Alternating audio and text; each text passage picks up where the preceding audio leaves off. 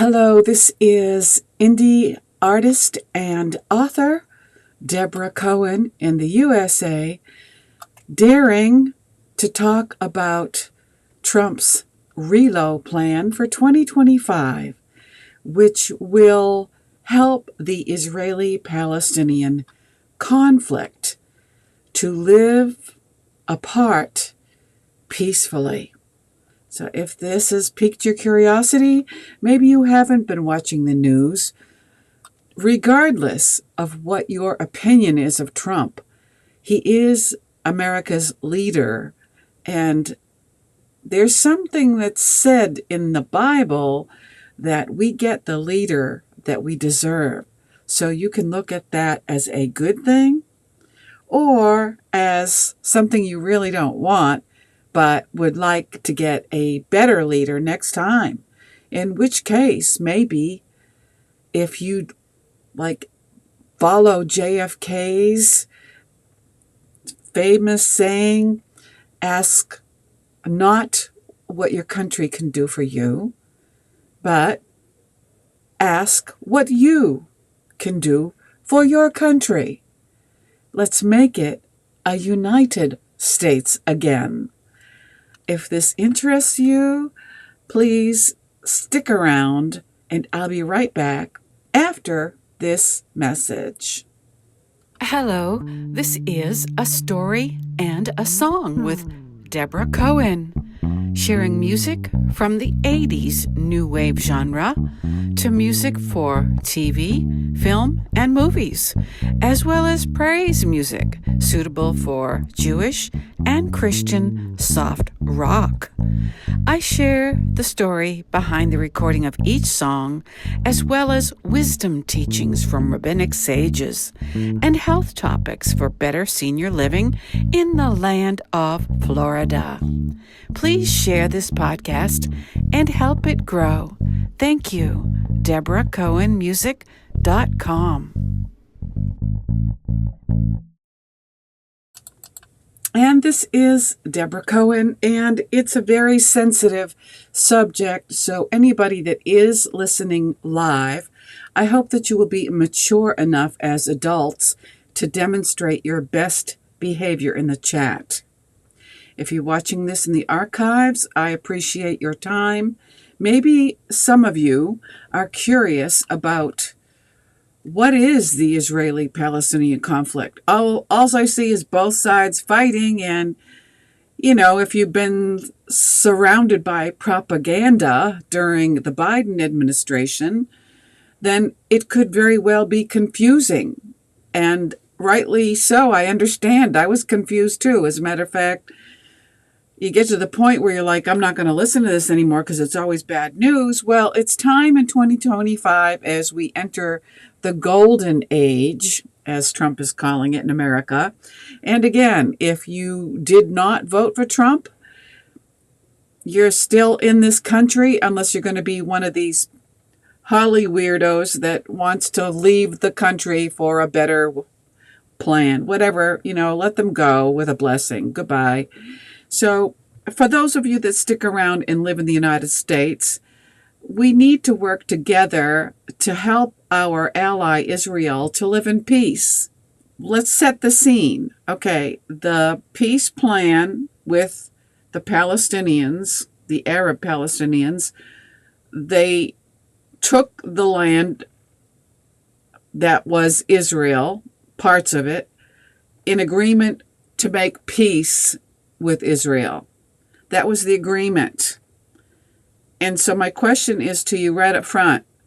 Did the Palestinians honor the peace plan?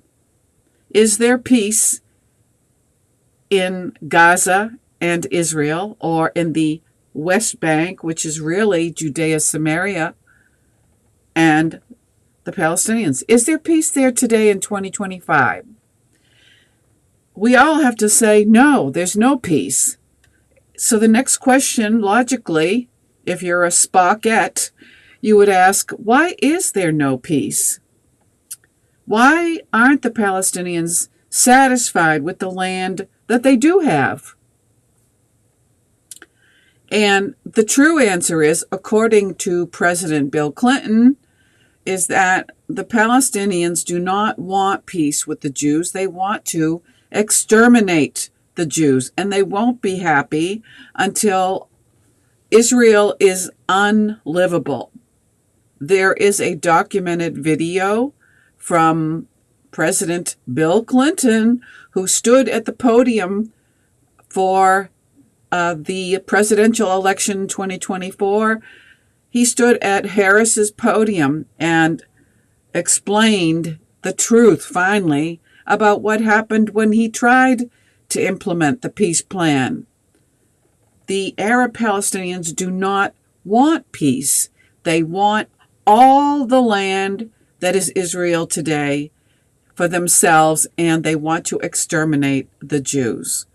Now, if you think that's a good thing to do, then you must also be against the Bible, because the Bible's plan is written in the Bible. And let me read it for you if you are not familiar with it.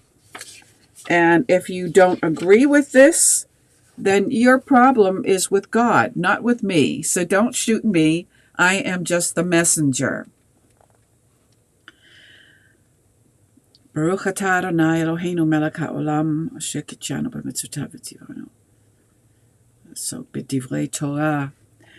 On the 15th of Nisan of the year 2018 from creation, which is 1743 BCE, God forged a special covenant with Abraham, in which the destiny of the Jewish people was foretold. The Holy Land was bequeathed to them as their heritage, but first they would have to experience galut, which is Hebrew for English word exile, and persecution. And God said to Abram, before he was known as Abraham, "Know surely that your descendants shall be strangers in a land that is not theirs. They will be enslaved to them," and we're talking about Egypt here, "and they will afflict them for 400 years. And it's in history that the Egyptians afflicted the Israelites. "And afterwards they shall come out with great wealth." And so the Jews did. They were given favor by God, and all of the gold and jewelry and belongings of the Egyptians was gladly given to the Jews. "And when the sun went down and it was dark, behold, a smoking furnace and a burning torch, which passed between those pieces. On that day God made a covenant with Abram, saying, 'To your seed I have given this land,'" today known as Israel, and here's the borders according to our Creator, written in the Bible. "To your seed, the Jews, I have given this land, from the river of Egypt to the great river, the river Euphrates," says God. And that is recorded in the book of Genesis, Bereshit, chapter 15, verses 13 through 18. This is the basis for my book that I wrote after I heard about the October 7th massacre. And I wrote the book shortly after the October 7th massacre, when the Arab Palestinians and Hamas invaded a music festival in the Negev desert, murdering and taking captive all of these Jews that were at the festival, at the Nova Music Festival. So it bothered me so much because I've been hearing every day about rockets being shot at the Jews from the Gazans, the Gaza Palestinians. This has been going on and on and on, every day attacking their neighbors, Israel, under a peace plan. Is that peaceful behavior? No, it's not. Anybody with half a brain could say nothing except this is not peaceful. We know it's not peaceful.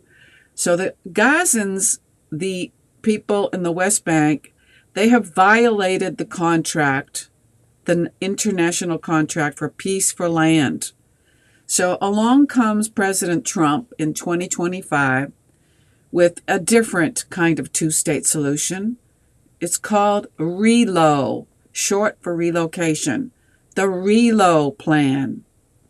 And the RELO plan is what will result in peace for Israel, because Trump's plan is to move the people in Gaza to a different area that does not border Israel, making it harder for the Arab Palestinians to attack the Jews every day.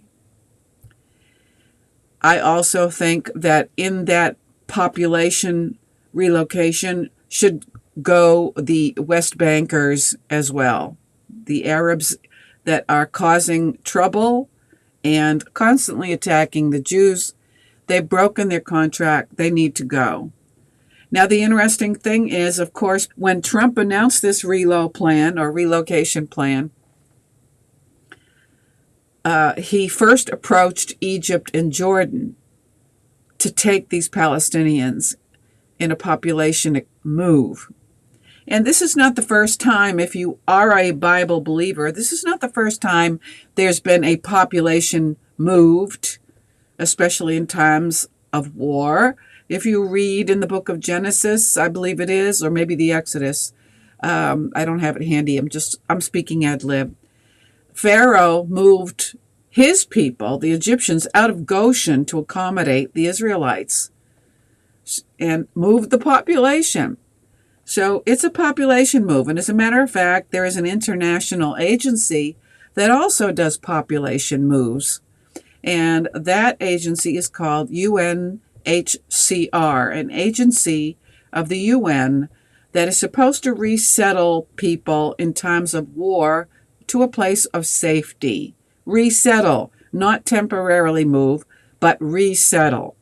So the question is, why didn't the Arab Palestinians during this current war, why weren't they moved? And the answer is because the UN has a second agency called UNRWA, who are corrupt. They're infiltrated by Hamas, and they did not move their Arab Palestinian people to a safer place. They moved them down to Rafah. So the interesting part is, why didn't Egypt and Jordan open their doors to these Palestinians to safety, especially knowing that Jordan is 60% Palestinian? I am sure if you ask an Egyptian, they'll tell you the truth, as I've heard it myself. They don't want these people. I mean, the reasons are clear, but we know that there can be a flip side to every story, and somebody can say something that's not really true, but it sounds good. And that's called propaganda.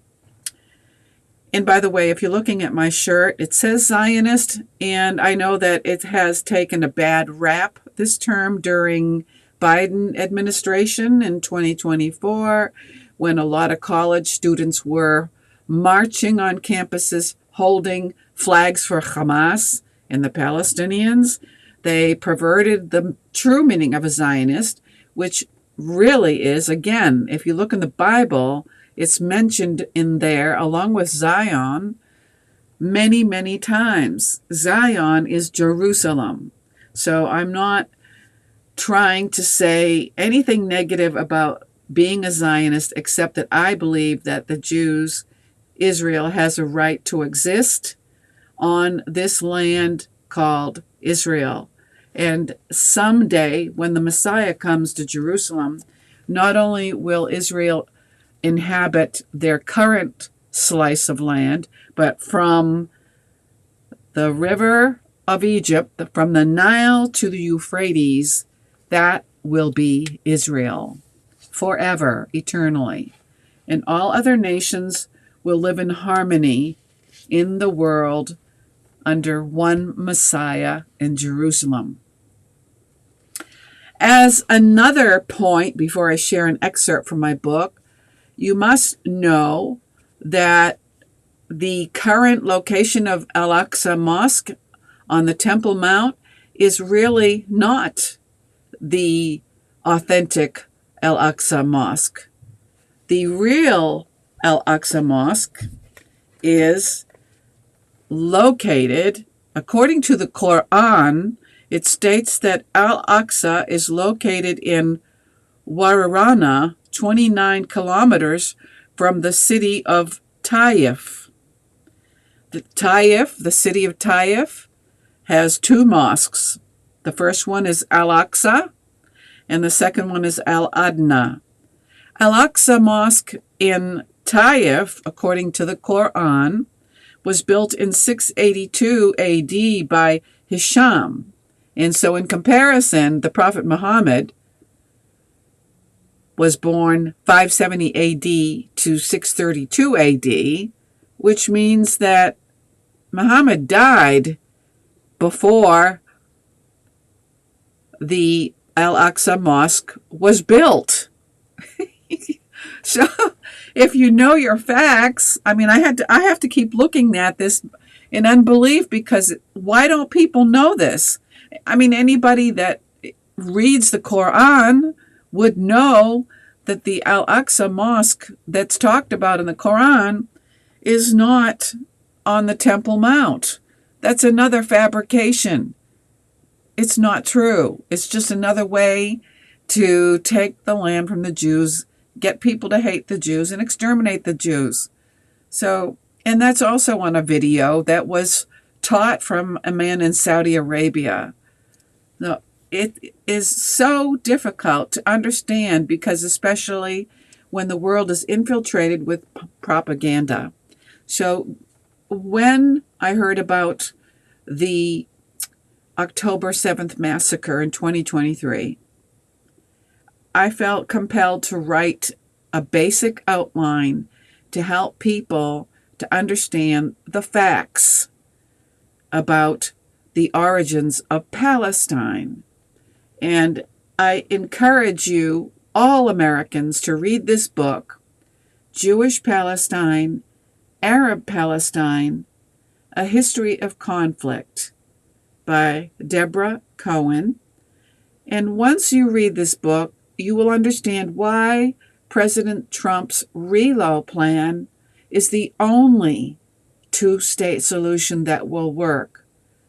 So I encourage you, in closing, please write to your senators and congressmen and enforce and implement Trump's RELO plan in 2025. I know that some of you don't think this is fair, but honestly, you don't have the facts. Just because in America, just because a professor gives you a bunch of statements that they think is true, please do your own research. I've made it easy for you in this book, Jewish Palestine, Arab Palestine, A History of Conflict. And let's work together to build peace in the United States, as well as in Israel and its neighbors. Simply writing to your Congress and legislatures will get that ball rolling. And if you are a hater, I'm so sorry that you haven't yet discovered the Bible. I encourage you to start looking for the truth.